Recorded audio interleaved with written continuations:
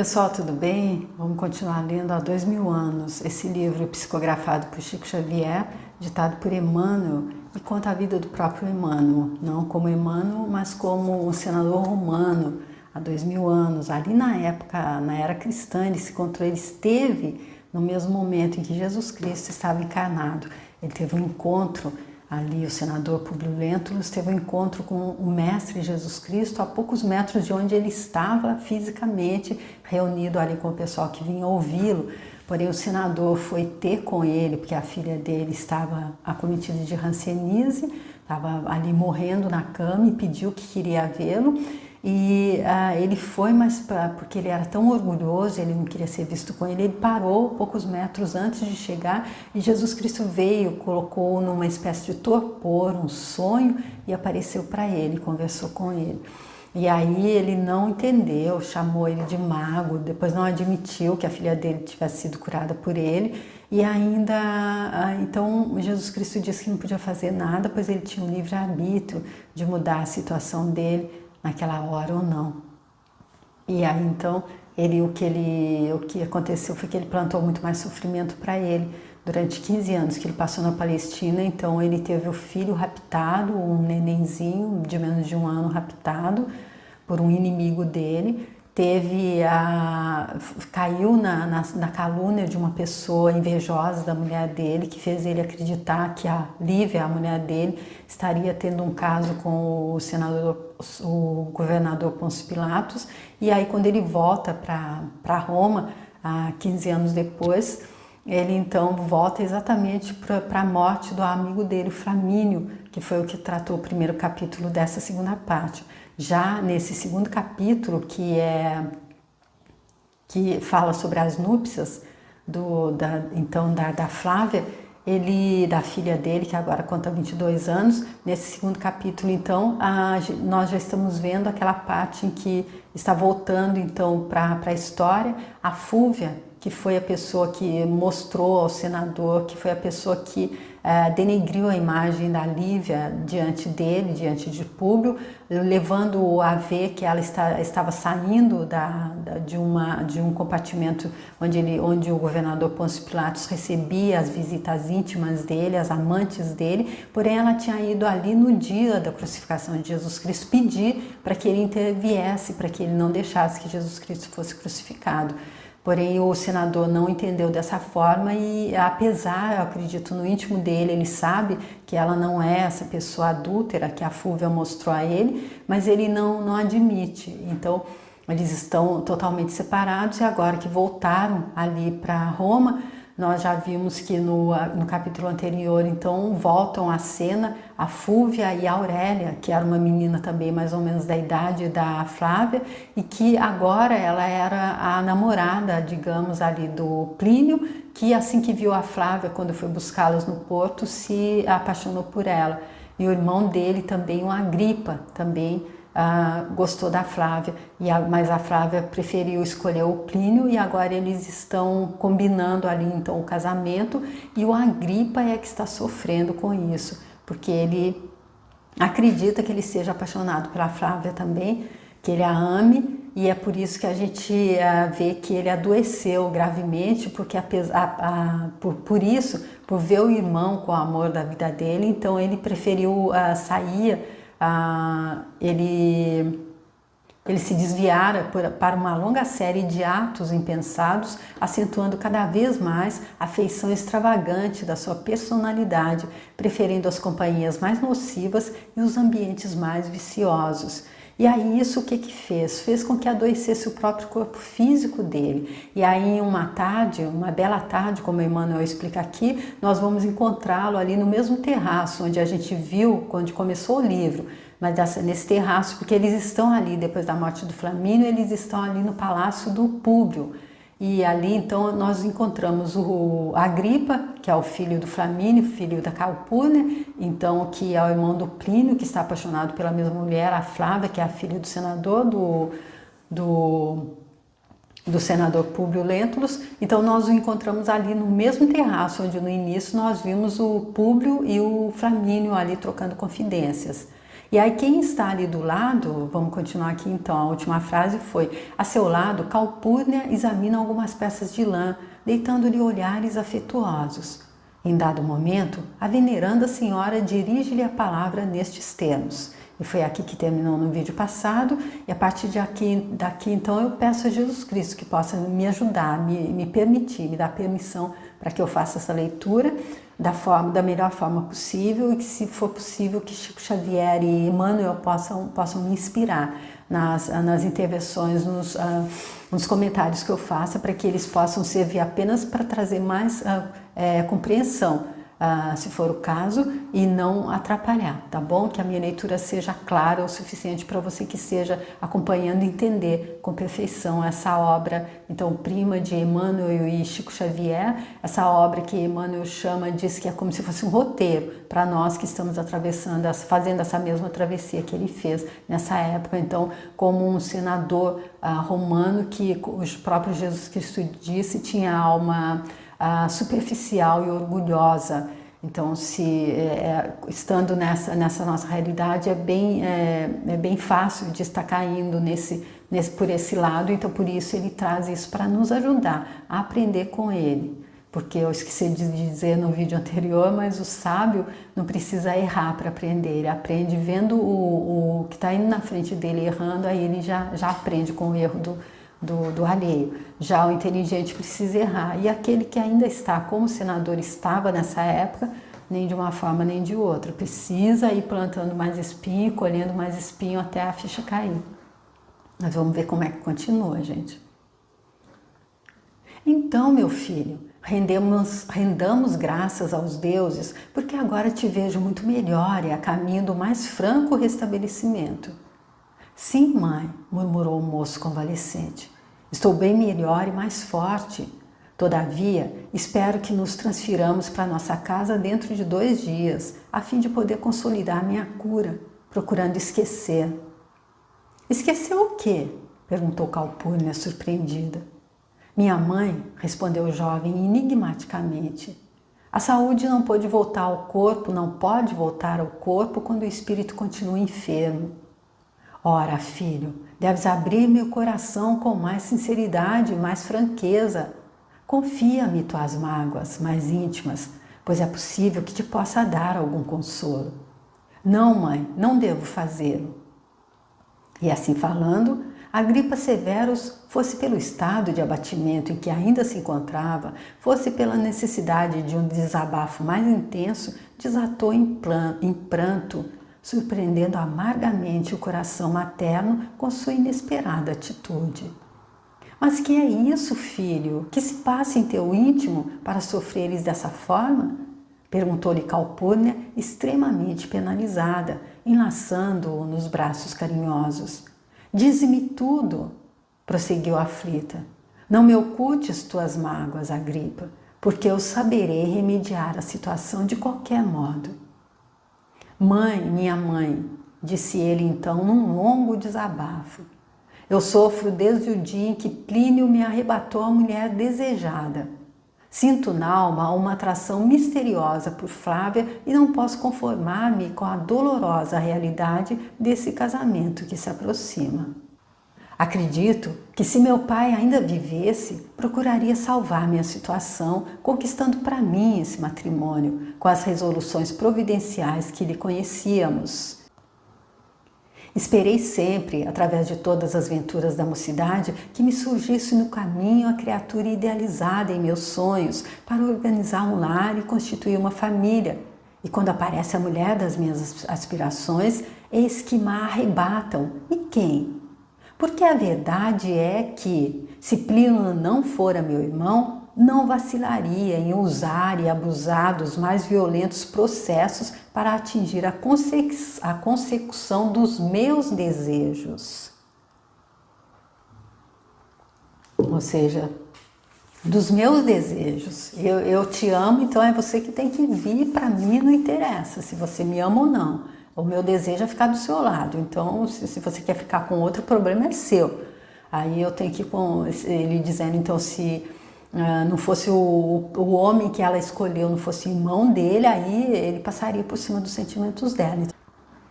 Calpurnia ouvia-o em silêncio, compartilhando das suas angústias e das lágrimas dele. Ignorava aquele duelo silencioso de sentimentos e somente agora podia compreender a moléstia indefinida que lhe devorava o filho mais velho avassaladoramente. O coração dela possuía bastante experiência da vida e dos costumes do tempo, para ajuizar com o máximo acerto a situação e, transformando a sensibilidade feminina e os receios maternais em rígida fortaleza, respondeu-lhe comovida, acariciando-lhe os cabelos numa doce atitude. Meu Agripa, eu te compreendo o coração e sei avaliar a intensidade dos teus padecimentos morais. Precisas, porém, compreender que há na vida fatalidades dolorosas, cujos problemas angustiantes devemos resolver com o máximo de coragem e paciência. Nem foi para outra coisa que os deuses nos colocaram nas culminâncias sociais, de modo a ensinarmos aos mais ignorantes e mais fracos as tradições da nossa superioridade espiritual, em face de todas as penosas eventualidades da vida e do destino. Sufoca no teu íntimo essa paixão injustificável, mesmo porque sinto que Flávia e teu irmão nasceram neste mundo com os destinos entrelaçados. Plínio ainda era uma criança de colo quando teu pai já projetava esse matrimônio, agora prestes a consumar-se. Gente, aqui então no conselho da mãe, aqui veio um pouco, acredito que não resolveu muito a questão dele, porque apesar dela notar que ele está apaixonado, não é um amor, ele consegue passar depois, o que ela vem dizer é que ele tem que compreender que essas fatalidades dolorosas, a gente deve resolver com o máximo de coragem e paciência, porque nós somos... os deuses nos colocaram nas culminâncias sociais para que a gente possa ensinar os mais ignorantes e fracos as tradições da nossa superioridade espiritual. A gente vê que a alma dela também é bem orgulhosa e bem superficial. Ela também acredita que os dela são bons e os outros não. Ela julga, então, de acordo com esse parâmetro, ela acredita nos deuses. E aqui falando em superioridade espiritual, eu me lembro de um vídeo que eu vi do Dr. Haroldo Dutra Dias no canal dele Espiritualidade e Vida, que ele diz que para ser superior espiritualmente nessa nossa realidade aqui, se a gente quer saber se uma pessoa é superior a nós espiritualmente, a gente deve buscar saber se ela tem intestino. Porque se ela tem intestino, então estamos mais ou menos no mesmo nível. Apesar, é óbvio que há todos os iluminados que estão espalhados aí, como eu gosto de dizer, são infiltrados de Deus aí, mas estamos todos encarnados nessa realidade, superioridade espiritual e esses seres espiritualizados de luz, esses seres maiores, que estão entre nós, eles não se dizem mais espiritualizados. Chico Xavier, quando eu vi em um vídeo alguém chamando ele de mestre, ele disse que não, ele não era mestre. Então eles são os mais humildes possíveis, porque eles sabem que a fila às vezes vira, quem está lá no final, de repente na hora que vai, ao invés de ser essa porta aqui, que o que está na frente está pensando que vai abrir, a porta lá do fundo vira. Então, é assim, né? Ser forte, continuava a nobre matrona, enxugando-lhe as lágrimas silenciosas e tristes, porque a existência exige de nós, algumas vezes, esses gestos de renúncia ilimitada. Ergamos, todavia, nossas súplicas aos deuses. De Júpiter há de chegar para a tua alma ulcerada o necessário conforto. Então aqui ela falando, a vida exige da gente renúncia, porém ela tá calcando tudo isso no orgulho, na vaidade de que ela é melhor do que os outros. Agripa, depois de ouvir a voz materna, sentia-se mais ou menos aliviado, como se o íntimo dele houvesse serenado após uma tempestade dos mais antagônicos sentimentos. Considerou que as ponderações maternas representavam a verdade e preparava-se intimamente, ainda com a penosa impressão psíquica que o atormentava, para se resignar infinitamente com a situação dolorosa e irremediável. Calpurnia deixou passar alguns minutos antes de lhe dirigir a palavra novamente, como se aguardasse o efeito salutado às suas primeiras ponderações, continuando. Não te interessaria agora uma viagem à nossa propriedade do Avênio? Bem sei que, pela força da tua vocação e pelo imperativo das circunstâncias, teu lugar é aqui, como sucessor do teu pai.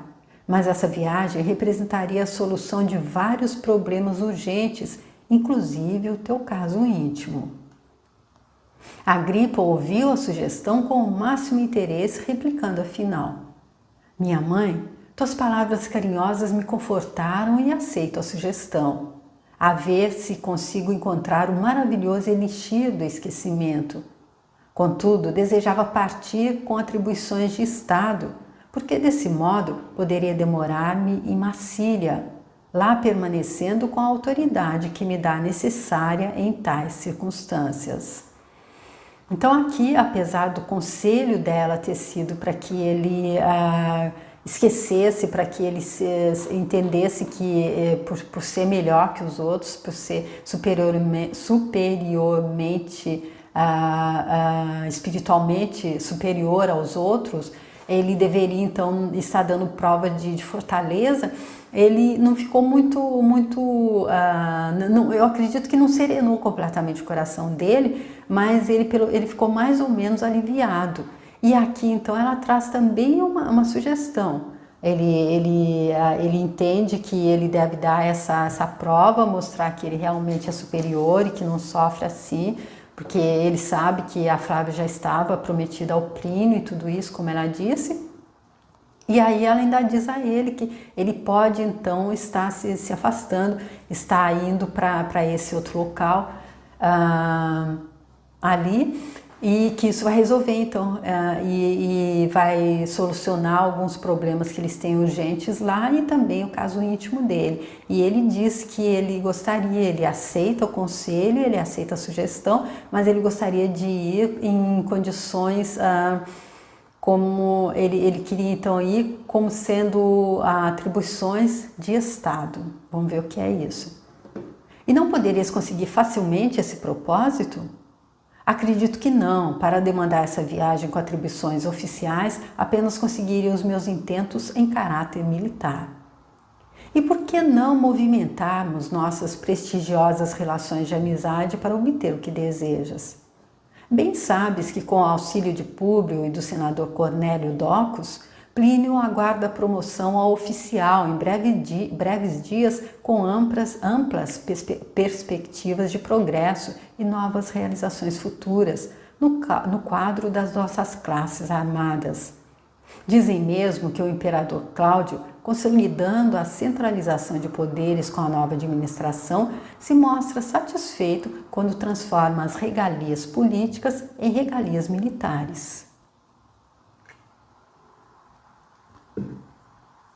Então aqui a Calpurnia dizendo a ele que é possível dar um jeitinho, assim como a gente consegue dar jeitinho em qualquer lei, assim, aqui a gente sabe, a gente conhece isso é fato, aqui na nossa humanidade, o que não acontece com as leis divinas, com as leis naturais, que é exatamente, a gente vê aqui como é que a lei da causa e efeito, a lei da atração age aqui, no caso do senador, do Públio Lentulus. A mim só me causaria orgulho e satisfação oferecer meus 2 filhos ao império para a consolidação das conquistas soberanas deles.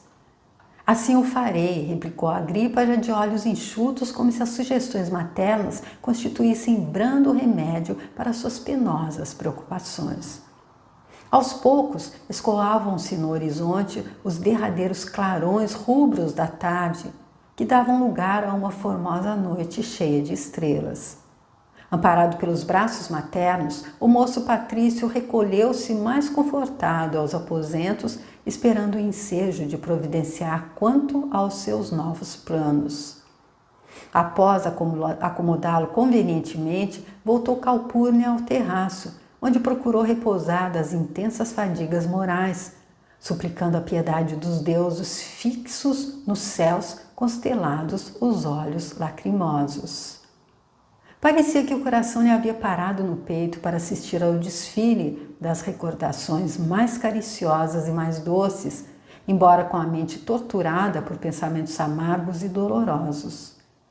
Mais de 6 meses haviam decorrido após a morte do esposo e a nobre matrona sentia-se já completamente estranha na sociedade e no mundo. Fazia prodígios mentais para enfrentar dignamente sua situação social, porquanto sentia, na sua velhice resignada, que o curso do tempo vai insulando determinadas criaturas à margem do rio infinito da vida. Sentia no ambiente e nos corações que a rodeavam uma diferença singular, como se faltasse uma peça do mecanismo do seu raciocínio para completar um precioso julgamento das coisas e dos acontecimentos. Essa peça era a presença do esposo que a morte arrebatara. Era a palavra ponderada e amorosa dele, meiga e sábia. Desde os primeiros dias de permanência na casa dos amigos, recebera de Lívia e Públio, em separado, as mais dolorosas confidências sobre os fatos da Palestina, que lhes comprometeram para sempre a aventura e tranquilidade conjugal. Ou seja, tanto Lívia quanto Públio buscaram então os ouvidos dela e os ombros dela para falar das intimidades que eles não tinham falado aberto para ninguém, já que o Públio ele veio buscando consolo nas palavras do Flamínio, que era um amigo irmão dele. E a Lívia, com certeza, ela sempre foi aconselhada pela Calpurnia. Porém, agora, já que o Flamínio não se encontra, tanto a Lívia como o Públio vieram fazer confidências para a própria Calpurnia. Mobilizando, porém, todas as suas faculdades de observação e análise, não conseguiria pronunciar-se em definitivo quanto aos acontecimentos em favor da inocência da sua bondosa e leal amiga. Se aos seus olhos Públio Lentulus era o mesmo homem integrado no conhecimento dos seus nobilíssimos deveres junto do Estado e das mais caras tradições da família patrícia, Lívia pareceu-lhe excessivamente modificada nos seus modos de crer e de sentir. E olha aqui o que acontece quando a gente se deixa dominar, se guia por dogmas, por crenças. Porque aqui, então, mesmo que a gente tenha uma amiga realmente, um amigo realmente que a gente confia completamente, a gente tem certeza da índole moral dele, no caso da Calpurnia com relação à Lívia, ela conhecia, mas como ela notou que ela estava, então, ela não seguiu, porque a gente lembra que o Públio recebeu então o conselho ali do amigo dele para que, se acontecesse alguma coisa, ele fosse duro, ele mostrava quem era que mandava, ele não deixasse passar batido, e foi por isso que ele condenou o filho do André de Gioras a ser escravo eternamente. Por isso que aconteceu todo esse problema com ele. Já a Calpurnia aconselhou a Lívia a não se meter com aquilo que ela chamava que era coisas dos ignorantes, dos escravos, que era estar então seguindo palavras de profetas, que, como eles diziam, nascia um a cada ano entre os judeus. E o Públio seguiu o conselho do amigo, e a Lívia não seguiu. E aqui então a amiga mostrando que ela é muito mais fiel aos dogmas que ela segue de religião do que a amizade com a Lívia, porque ela não consegue ver que ela não consegue se pronunciar em definitivo em favor da inocência da Lívia. Na sua concepção de orgulho e vaidade raciais, não podia admitir aqueles princípios de humildade, aquela fraternidade e aquela fé ativa de que Lívia dava pleno testemunho junto dos próprios escravos, dentro dos postulados da nova doutrina que invadia todos os departamentos da sociedade. Aqui uma boa notícia, né? A A gente vê então que a nova doutrina, o cristianismo, ele está ali crescendo, porque Jesus Cristo veio, plantou a semente e os apóstolos ficaram e estão regando. A gente vê isso muito bem explicado também no livro Paulo e Estevão. Deixou a série aqui se você quiser ver. Mas aqui, Emmanuel confirmando ela na sua concepção de orgulho e vaidade raciais. Quanto desejava ela ter ainda o esposo ao seu lado, de modo a poder submeter-lhe aqueles assuntos íntimos, a fim de lhe adotar a opinião sempre cheia de ponderações e sabedoria. Mas agora estava sozinha para raciocinar e agir com plena emancipação de consciência. E por mais que buscasse no íntimo uma solução para o doloroso problema conjugal dos amigos, nada podia dizer. Nas suas observações e no exame das tradições familiares, cultivadas pelo seu espírito com o máximo de orgulho e de cuidado. E aqui, gente, mais um detalhe aqui que eu entendo que é porque a história tem que ser como tem que ser. É o senador que está plantando, ele tem que colher, tem que plantar o máximo de espinho que ele puder plantar, já que ele não entendeu ali quando a oportunidade veio para que ele dessa virada de chave, como aconteceu com Paulo de Tarso ali no livro Paulo e Estevão. Então, porque aqui a gente vê que o Flamínio, antes de morrer, ele mostrou que ele tinha entendido, ele falou mesmo ali sobre o que ele tinha entendido sobre reencarnação, quando ele falou sobre o que ele estava entendendo ali das tradições das tradições da Índia e do Egito, egípcias, que é onde surgiu realmente a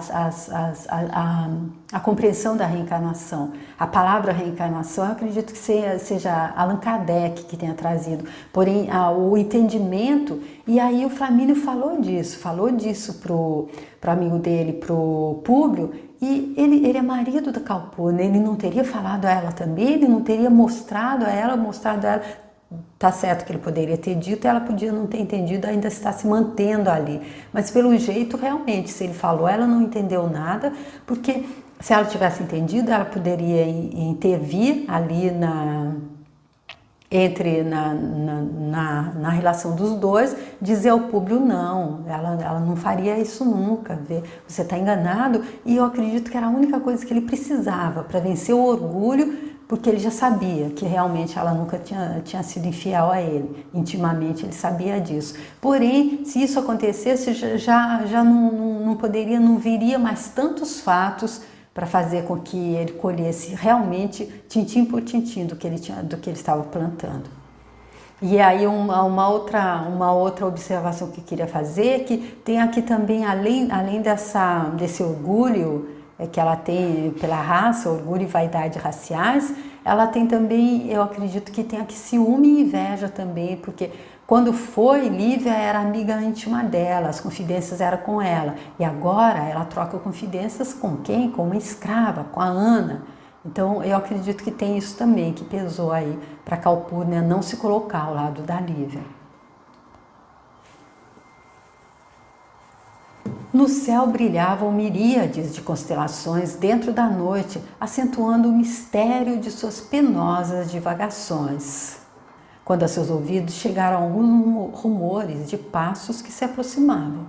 Era Públio, que terminada a refeição, vinha igualmente ao terraço e descansar o pensamento. Por aqui? Perguntou a matrona com bondade. Sim, minha amiga, apraz-me voltar em espírito aos dias que já se foram. Por vezes aprecio o repouso nesse terraço a fim de contemplar o céu. Para mim é de lá, dessa cúpula imensa e estrelada, que recebemos luz e vida. É lá que deve estar o nosso inesquecível Flamínio, embalado pelo carinho dos deuses generosos. E de fato, nobre Calpurnia, prosseguiu o senador atencioso, era este um dos lugares prediletos de nossas palestras e divagações, quando o sempre lembrado amigo me dava a honra de suas visitas a esta casa. Foi ainda aqui que muitas vezes trocamos ideias e impressões sobre minha partida para a Judéia, nas vésperas da minha prolongada ausência de Roma, há mais de 16 anos.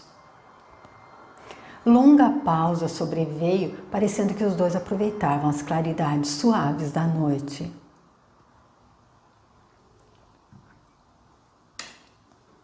com idêntica vibração espiritual, para descerem ao túmulo do coração, exumando as lembranças mais queridas em resignado e doloroso silêncio. Após alguns minutos, como se desejasse modificar o curso de suas recordações, exclamou a veneranda matrona: lembramo-nos da tua viagem no passado. Preciso avisar-te de que a Agripa deve partir para Vênio tão logo se sinta restabelecido. Mas que motiva essa novidade? Perguntou Públio com grande interesse. Há muitos dias venho refletindo na necessidade de examinarmos ali os numerosos interesses de nossas propriedades, mesmo porque, antes de morrer, era a intenção do meu morto cuidar pessoalmente desse assunto. A solução do problema, porém, é tão urgente assim? E o casamento de Plínio? Agripa não estará presente, porventura? Acredito que não. Todavia, na hipótese da ausência dele, ele será representado por Saul, antigo liberto da nossa casa, que já nos mandou um mensageiro de Massília, comunicando sua presença às cerimônias. É pena, murmurou o senador, sensibilizado. Devo dizer-te ainda mais, continuou a matrona, com serenidade, que espero o prestigioso favor da tua amizade junto de Cornélio Docus, a fim de que consigas do imperador Cláudio uma boa situação para o nosso viajante, que deseja partir com atribuições oficiais, necessitando para tanto que sejam transformados em regalias militares os direitos políticos que lhe competem pelo nascimento. Não será difícil consegui-lo. A atual administração interessa-se muito mais pela valorização das classes armadas. Novo silêncio verificou-se na conversação, voltando o senador a exclamar depois de longa pausa, como se desejasse aproveitar a oportunidade para a solução decisiva do seu amargo problema. Calpurnia disse ansiosamente: ao falar da minha excursão no passado, informaste-me da viagem forçada do nosso Agripa no presente. E eu continuo a relembrar a minha aventura desfeita, a felicidade perdida, que nunca mais voltou. O senador observava todas as atitudes psicológicas da sua venerável amiga, ansioso por surpreender-lhe um gesto de conforto supremo. Desejava que ela, como conselheira de Lívia, quase como a própria mãe desta, pelos laços eternos e sacrossantos do espírito, lhe dissipasse todas as dúvidas, falasse da inocência da esposa, proporcionando-lhe uma certeza de que seu coração caprichoso e egoísta de homem estava enganado. De que seu coração caprichoso e egoísta de homem estava enganado. Mas em vão aguardou essa defesa espontânea, que não apareceu no instante necessário e decisivo. A respeitável viúva de Flamínio deixara no ar o mesmo ponto de dolorosa interrogação, murmurando com voz triste, enquanto uma réstia de luar lhe coroava os cabelos brancos. Acredito aqui que até a Emmanuel traz aqui os cabelos brancos para a gente ver mais uma, que apesar da passagem do tempo, ela continua então exatamente como Jesus Cristo disse que era o senador Públio. A gente já disse isso ali no passado. Ela então que por todas o orgulho dela de classe, e mesmo acredito, aí isso foi só eu, o Emmanuel não está dizendo, que até um pouco de ciúme da Lívia por ela estar agora então tendo uma outra confidente, que além de ser uma outra confidente, no lugar dela ainda era uma escrava, uma simples escrava. E aí então ele mostrando que ele tinha certeza absoluta que a mulher dele era inocente, mas porque ele era orgulhoso, ele não podia simplesmente chegar para ela: olha, eu finalmente a ficha caiu, eu entendo que realmente você é inocente, me desculpa, mas não, ele precisava que alguém falasse, e essa pessoa só podia ser a Calpurnia, que era como a mãe da Lívia, porém ela também, o orgulho não a deixou fazer isso. Até porque, como eu já entendi ali no passado, eu já disse isso, exatamente porque tinha que acontecer dessa forma. Tudo está como está. Apesar de haver infinitas possibilidades, eu acredito que tá tudo mais ou menos ali enredado. O enredo ele vem mais ou menos organizado para que a gente aprenda exatamente da forma como a gente aprendeu a escolher. É o respeito de Deus pelo nosso livre-arbítrio. E aí vamos ver a resposta da Calpurnia. Sim, meu amigo, os deuses podem dar-nos a felicidade e podem retomá-la. Somos duas almas chorando sobre o sepulcro dos sonhos mais gratos do coração. Uau, que resposta, hein, gente?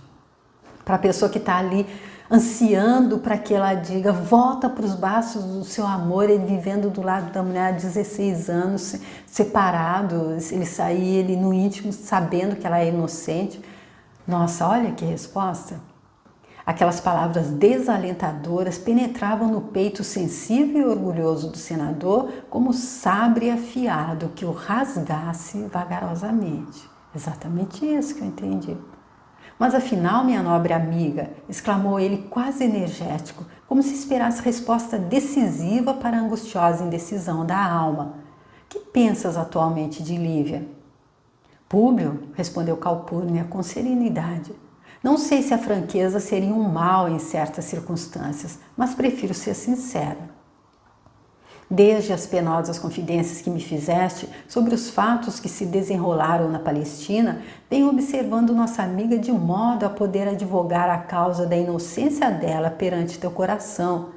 Mas, infelizmente, noto em Lívia as mais singulares e imprevistas diferenças de ordem espiritual.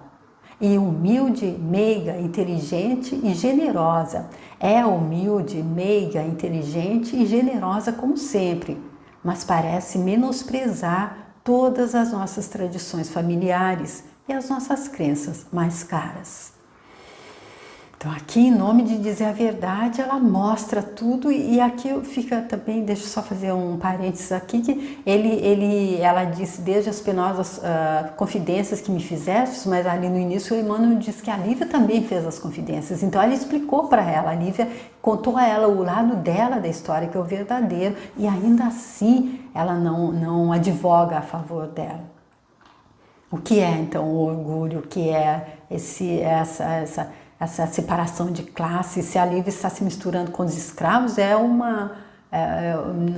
mesmo que ela tenha razão, ela merece estar sofrendo mesmo. Em nossas discussões e palestras íntimas, não me revela mais aquela timidez encantadora que lhe conheci em outros tempos. Isso é a Calpurnia que continua. Demonstrando, pelo contrário, demasiada desenvoltura de opinião a respeito dos problemas sociais, que ela julga haver resolvido ao contato de uma nova fé. As ideias dela me escandalizam com as mais injustificáveis concepções de igualdade. Não hesita em classificar nossos deuses como ilusões nocivas da sociedade, para a qual tem, em todas as palavras, as mais severas recriminações, revelando singulares modificações em pensamento, indo ao extremo de confraternizar com as próprias servas de sua casa, como se fora uma simples plebeia. Aqui então ela entregando. Tá certo que, especialmente com essas crenças arraigadas, aqueles que acreditam em um Deus ciumento e vingativo não admitem mudar para um Deus de todo amor, toda bondade, um Deus que não fecha a porta do céu enquanto o último filho não entrar, um Deus que mandou Jesus Cristo para nos ensinar esse amor. E ela aqui, que acreditava nos deuses, não podia então admitir o que a Lívia estava dizendo sobre esse Deus único de amor e bondade. E ainda mais se ela vai chegar ao extremo de se confraternizar com as próprias servas. Nós que somos ai meu Deus, essa palavra não sai. Nós que somos espiritualmente superiores a essa ralé, como é que a outra vai se confraternizar com os escravos, não é? E continua. Seria uma perturbação mental depois de alguma queda em que a dignidade individual dela fosse chamada a uma rígida reação? Seriam talvez influências do meio ou mesmo das escravas com quem se habituou a conviver nessa prolongada ausência de Roma? Não sei. A realidade é que, em consciência, não posso manifestar-me, por enquanto, em definitivo, sobre as tuas amarguras conjugais, aconselhando-te esperar melhor as demonstrações do tempo. Ela é boa para dar conselho.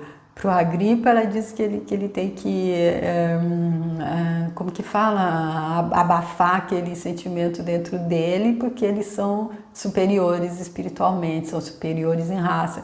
E aqui para o senador, ele diz que ela diz que ela não pode, então, se colocar agora, conscientemente, e ele deve esperar melhor as demonstrações do tempo.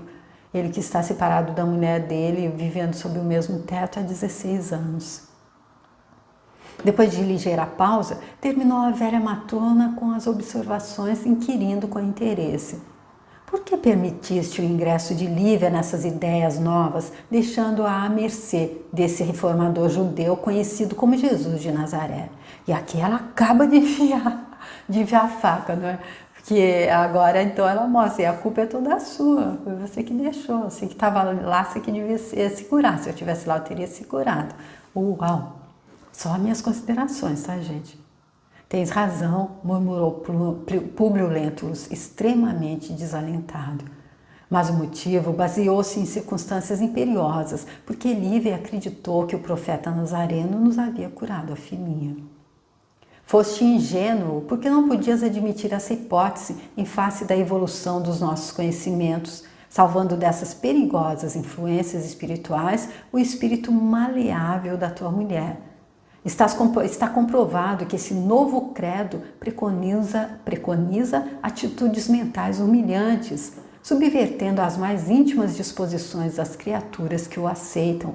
Homens ricos e de ciência que se submetem a esses odiosos princípios dentro do império em favor de um reino imaginário parecem tresvariados por terrível narcótico que os faz esquecer e desprezar a fortuna, o nome, as tradições e a própria família. E olha aqui, ela mesma aqui mostrando que há evidências para ela entender que talvez a Lívia não esteja tão totalmente, completamente doida dessa forma, não é? Sendo influenciada pelas escravas e tudo mais. Porque ela falando então de homens ricos e de ciência, que também estão da mesma forma dentro, se submetem a esses odiosos princípios dentro do império. Então é o cristianismo ali tomando força, criando raízes realmente, mas ela não está percebendo. Colaborarei contigo, afastando Flávia desses prejuízos morais. Uau!